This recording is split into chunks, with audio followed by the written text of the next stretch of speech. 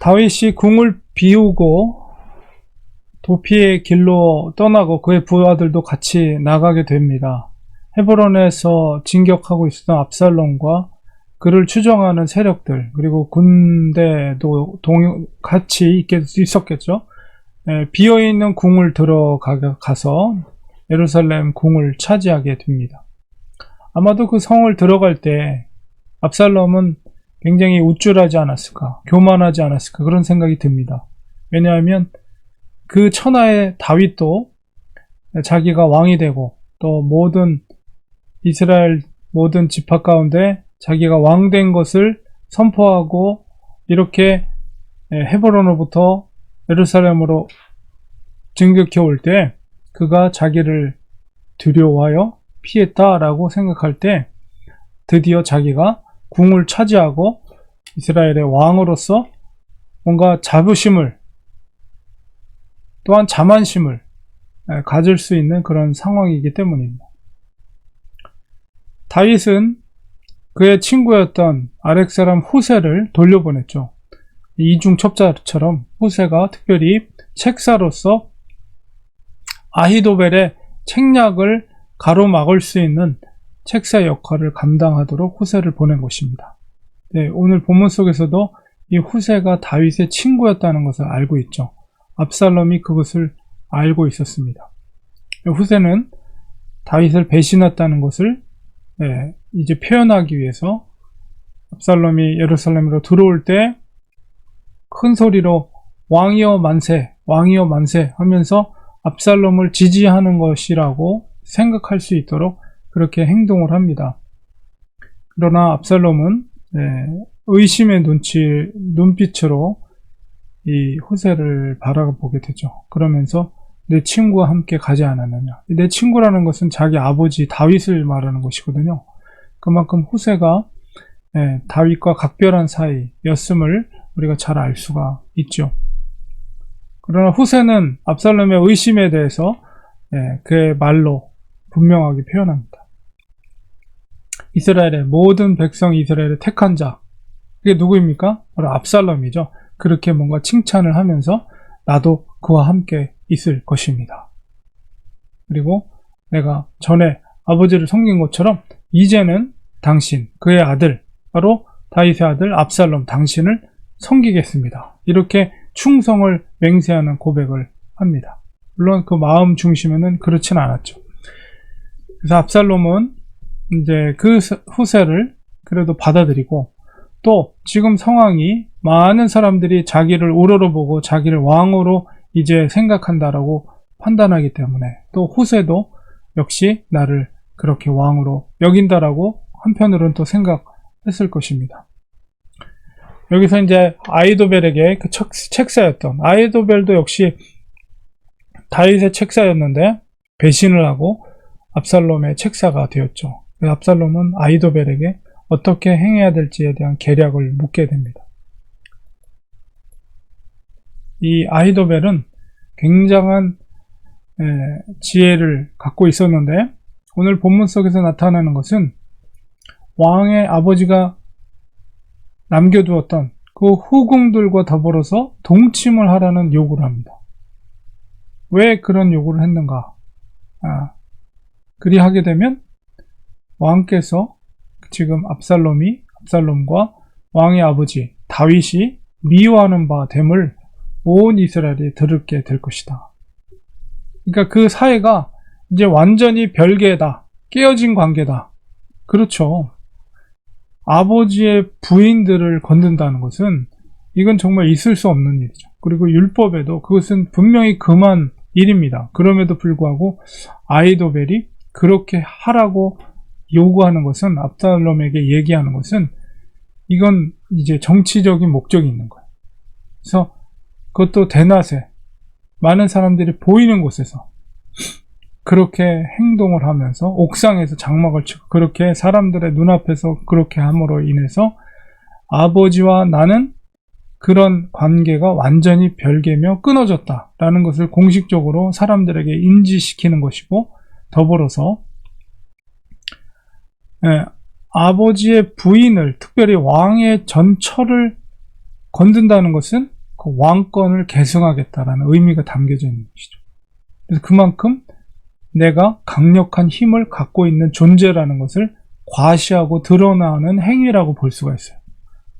그래서 그를 추종하는 사람들에게 있어서 다윗에 대한 어떤 마음, 그런 마음들을 깨끗이 지워버리고 압살롬의 정치적인 세력을 하나로 결집할 수 있는 그런 계기가 될 수가 있다는 것이죠.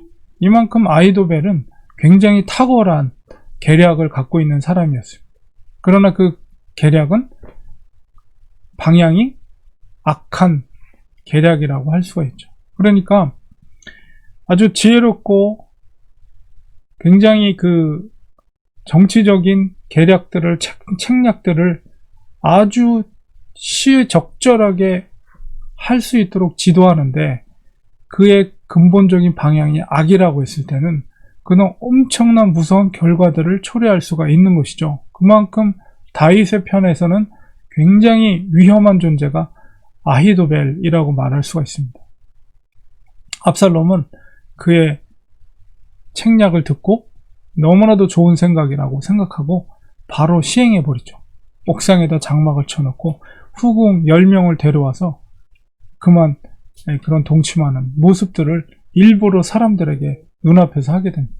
그런데 이 행위는 바로 다윗이 범죄했을 때 나단 선지자가 그에게 말했던 당신을 하나님께서 용서했지만은 그러나 당신을 은밀하게 행했다면 바로 그 하나님께서 아주 많은 사람들 앞에서 다 드러놓고 이런 음행의 일들이 벌어지게 될 것에 대한 예언의 말씀이 성취된 것이다, 이렇게 볼 수가 있어요. 그러니까 하나님의 일종의 징계, 다윗을 향한 그 음행과 살인에 대한 징계의 하나의 결과라고 볼 수가 있는 것이죠. 그래서 이 계략은 너무나도 압살롬의 사람들을 결집하는 그런 중요한 역할을 하게 되고, 23절에 그때 아히도벨이 베푸는 계략은 사람이 하나님께 물어서 받은 말씀이다 과 같았다. 그만큼 이렇게 표현한 것은 무엇입니까? 그의 계략은 그 목적을 이루는 데 있어서 너무나도 딱딱 들어맞고 탁월한 계략이라는 것을 그런 식으로 표현한 거예요. 하나님께서 물어서 받은 말씀이라는 것은 100% 응답되는 말씀이다 라는 표현이죠. 물론 그의 계략이 하나님의 뜻대로 되어지는 계략은 아니지만 그만큼 그가 지혜로운 자였다는 것입니다. 그래서 아히도벨의 모든 계략은 다윗에게나 압살롬에게나 그와 같이 여겨졌더라. 다윗을 섬길 때도 역시 다윗이 아히도벨에게 들었던, 성경에 구체적으로 나와 있지는 않지만 그 계략들이 너무나도 탁탁탁탁탁 탁월하게 되어졌다는 것을 다윗도 느꼈고 압살롬도 그것을 느끼는 것입니다. 그래서 아히도벨이 굉장히 무시무시한 그런 존재라는 것을 우리가 깨닫게 되는 것이죠. 앞서 말씀드린 것처럼 아무리 지혜롭다 할지라도, 탁월하다 할지라도, 그 식견과 앞으로 되어질 일에 대한 판단이 탁월하다 할지라도 그의 방향이 하나님의 뜻과 반대되는 것이라면 하나님은 반드시 그 뜻대로 되지 않게 가로막으십니다. 하나님의 뜻을 대적하는 악한 세력에 대해서 하나님은 결코 좌시하지 않으십니다. 우리는 그것을 깨달아야 돼요. 그러니까 우리가 교회 생활하면서도 아무리 탁월한 실력과 열심이 있더라도 그 행위가 하나님의 뜻과 일치하지 않을 때는 무서운 결과가 이루어질 수 있다는 것입니다. 그러니까 가장 중요한 것은 탁월함과 지혜로움보다도 그 행하고자 하는 목적과 뜻과 방법이 정말 하나님의 뜻에 합당한 것인가? 정말 하나님의 기뻐하시는 뜻인가? 이런 것이 근본적으로 더 중요한 것이라는 것이죠. 조금 탁월함은 떨어진다 할지라도 정말 그 뜻이 하나님의 마음에 일치하고 하나님이 기뻐하신 뜻이라면 사람의 연약함 속에서도 하나님이 도와주셔서 그 일들을 하나님께서 도와주셔서 이루어지게 하시지만 그러나 아무리 탁월하고 지혜롭고 능력 있고 힘이 있어도 그 하고자 하는 방법과 목적이 하나님의 뜻에 부합하지 않을 때는 하나님은 그것을 허락하지 않는다. 그리고 그것은 악한 결과를 초래하게 될 수 있다. 우리가 그런 것들을 오늘 말씀 속에서 깨닫게 됩니다. 그래서 우리가 항상 하나님의 뜻대로 순전하게 지켜나가는 것이죠. 그 후궁들을 아버지의 첩들을 그렇게 건드는 것은 율법에 금한 거예요. 그것은 돌에 맞아 죽어야 될 일입니다. 하나님의 말씀을 거역하면서까지도 아무리 그것이 그 효과적으로 그런 정치적인 힘을 발휘해서 압살롬의 세력들을 하나로 묶는 역할을 한다 할지라도 그것은 이미 율법을 범하고 하나님의 계명을 범한 것입니다.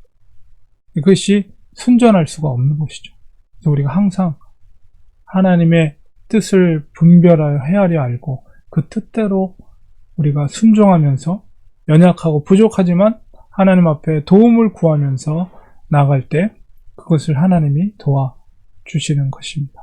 이러한 영적인 원리를 우리 기억하면서 우리가 하나님의 나라를 위해, 하나님의 영광을 위해, 하나님의 몸된 교회를 위해서 순전하게 아무리 작은 일이라도 하나님 앞에 쓰임받을 수 있도록 겸손하게 주님의 말씀대로 순종하는 우리가 되기 원합니다. 기도하겠습니다. 하나님 감사합니다. 오늘 말씀 속에서 진정 하나님이 원하시는 것이 무엇인가? 그것은 인간의 머리와 인간의 술책으로 자기가 원하는 정치적인 목적을 이루어가는 것이 결코 아니라는 것이죠. 우리는 온전히 하나님의 말씀에 순종하는 자들이 되기 원합니다. 하나님의 율례와 규례대로 좌우로 치우치지 않고 그 뜻대로 순종하는 것.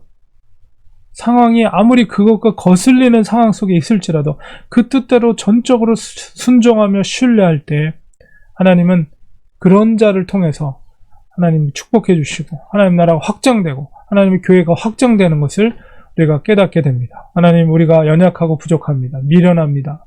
하나님, 그러나 우리 중심 가운데 주님의 말씀 좌우로 치우치지 않고 뜻대로 살고자 하는 그런 분명한 확신과 순종함 가운데 연약하지만 그 속에 하나님의 손길이 임하게 하시고 성령이 임하게 하여 주셔서 하나님의 뜻을 이루어가는 저희들 되게 하시고 하나님의 영광이 나타나는 그런 삶을 사는 저희들이 되게 도와주시옵소서. 예수님의 이름으로 기도합니다.